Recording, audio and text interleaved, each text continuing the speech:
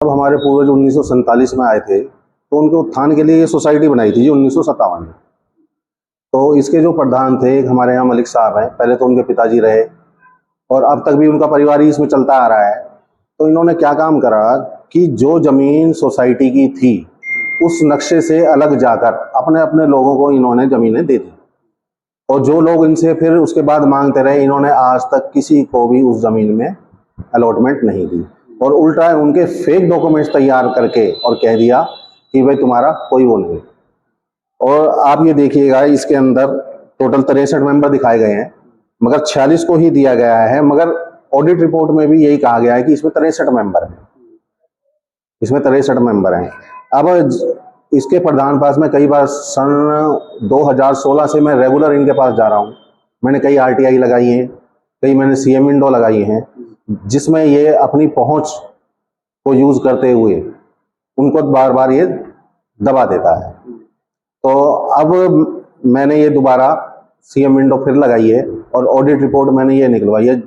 जो audit report मैंने निकलवाई है वो 30 साल की एक साथ ऑडिट रिपोर्ट कराई गई है, जो कि पूर्णतः गलत है और इसमें भी अपने ही आदमियों को दी गई है और ऑडिट रिपोर्ट में भी टोटल इलीगल ऑडिटर ने इलीगल शो कर रहे हैं सारे डॉक्यूमेंट्स।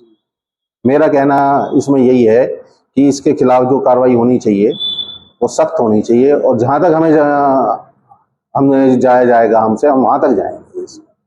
ऐसा है जी, हम 47 में जब पाकिस्तान से हमारे पूर्वज आए तो सन 57 में ये एक सोसाइटी बनाई गई थी हमारे उसके लिए, जिसमें कुल 63 मेंबर थे और सबको दुकानें अलॉट करनी थी।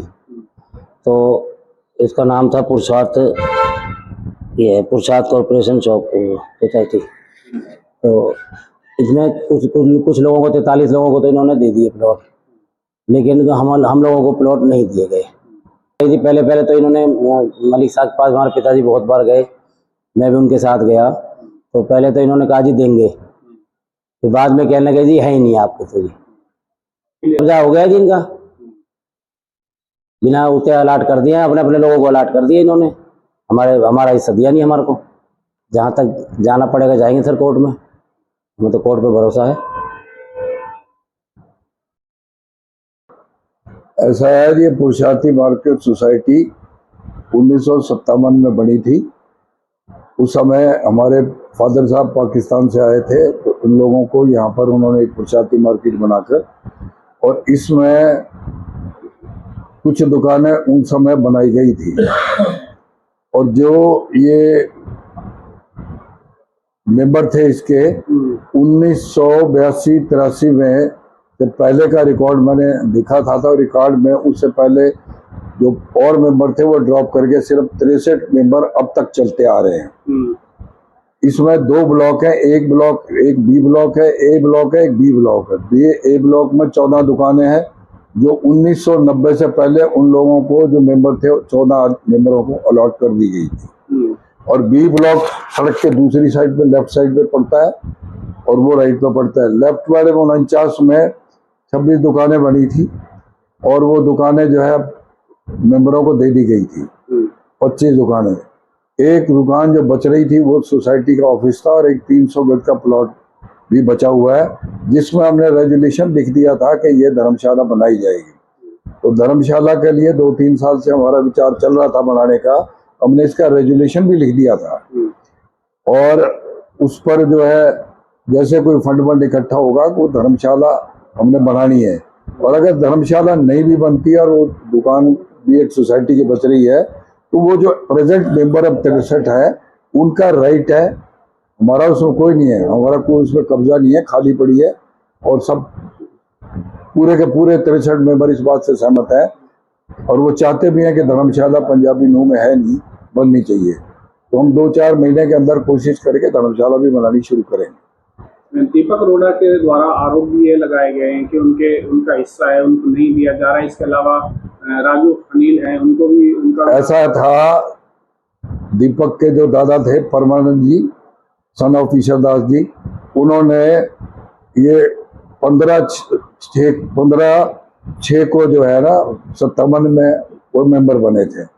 और उसके बाद 26/11/79 को उन्होंने अपना हिस्सा वापस ले लिया था। उस समय हिस्सेदारी 1400 रुपये जमा होती थी, रिकॉर्ड में वो जमा है। पैसा जो है वापसी उन्होंने बकल्लम खुद वसूल किया हुआ, उर्दू का रिकॉर्ड था, उसकी हिंदी कराकर हमने वो रिकॉर्ड दिया।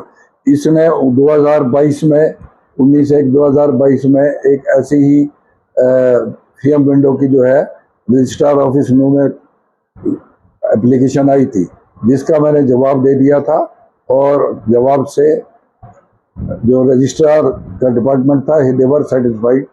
उसके बाद इसने दोबारा फिर 2024 में इसने फिर दोबारा जो है 25/8/26/8 को फिर दोबारा इसने फिर सीओ विंडो पे एक दरखास्त लगाई, जिसको उसका भी मैंने जवाब दिया। पहली बात तो यह है कि सोसाइटी जहाँ होती है, सोसाइटी में जो मेंबर होता है उसी को राइट होता है सोसाइटी के लिए कोई ऑब्जेक्शन करना। ये इसको कोई राइट नहीं है, ये मेंबर नहीं है। और फिर इसके फादर जो है जब 1979 से छोड़ा है और 2022 में हिस्सा मांग रहा है, इतने साल ये कहाँ था? इनका परिवार का कोई और तो शख्स हमारे पास आया नहीं। परमानंद जी के 4 बेटे यहीं रहते थे, किसी ने क्लेम नहीं किया। और ये एक ही जो भी है उसका भी फादर क्लेम नहीं कर रहा, उसका ग्रैंड बेटा जो है पोता वो क्लेम कर रहा है। कुछ भी नहीं है, सोसाइटी की जगह को लेने के चक्कर में बच रही है, हम काबू कर ले, ऐसा कुछ नहीं है। और सोसाइटी के सारे मेंबर अपनी जगह पर बैठे हैं। उनकी दुकानें आज नहीं बड़ी 1981-82 से उन्होंने दुकानें बना ली थी। तो जब दुकानें बन रही थी तो तब ये लोग कहाँ थे? उसी समय अपना हिस्सा मांगते कि भाई हमारी भी हिस्सा है, और हिस्से का प्रूफ हम दे चुके हैं। सोसाइटी की बात करें तो 63 दुकानें थी, जिनमें से 43 दुकानें उस समय बना दी गई थी, दे दी गई थी कितने लोगों को। 17 जो लोग बाकी के बचे हैं उनको वो कहते हैं कि उनको उनका हिस्सा नहीं मिला है, उस बारे में। अरे सब दुकानों पे मौजूद बैठे हैं, सब दुकानें सबको दे दी हैं। 63 से 63 बंदों को दुकानें मिल चुकी हैं। कोई ऐसा नहीं है जिसको दुकान नहीं मिली हो, रिकॉर्ड है। और जो ये कहता है कि अपने परिवार को, हमारे तो 4 ही हिस्से थे कुल। और जो वहां पर मौके पे देखा जाए ना, सबसे कम एरिया हमने लिया है, और मस्जिद के साथ का एरिया लिया और बहुत कम एरिया लिया है, जो मस्जिद के साथ का एरिया लेते नहीं थे। और जो अनिल कुमार जी सन ऑफ हंसराज जी का, इसने भी डाली थी 23/6/25 को। इसकी सीएम विंडो की कंप्लेंट मेरे पास आई थी 23/6/25 को। इसका मैंने एआर ऑफिस में जवाब दिया, और ये भी 1981 में इसका खारिज हो गया था। उसे अगर वो दुकान बनाता तो आज हिस्सेदार होता। जब दुकान तो सिर्फ उन लोगों ने बनवाई जो इसके हिस्सेदार 63 1982-84 में इंस्पेक्शन रिपोर्ट में भी यह है कि 1982-84 में ये 63 आदमी थे। जो ऊपर के सब आदमी थे वो खारिज हो गए थे, अपना हिस्सा वापस ले लिया था। कुछ हिस्से ट्रांसफर हुए हैं, वो रेजुलेशन रजिस्टर में बाकायदा है, कोई दिक्कत नहीं। और कोई किसी का जमीन पे कब्जा नहीं है। अगर कोई सोसाइटी की जमीन के बराबर में कोई चीज बनाता है तो हमारा कोई राइट नहीं है उसको रोकना। अगर सोसाइटी को 63 मेंबरों को ऑब्जेक्शन होता तो 63 मेंबर को, अकेला मैं नहीं था, 63 मेंबरों की हमारी मीटिंग भी होती रही है।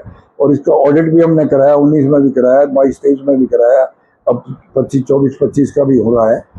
और इंस्पेक्शन भी होती रही है, और बाकायदा मीटिंगें सब होती रही।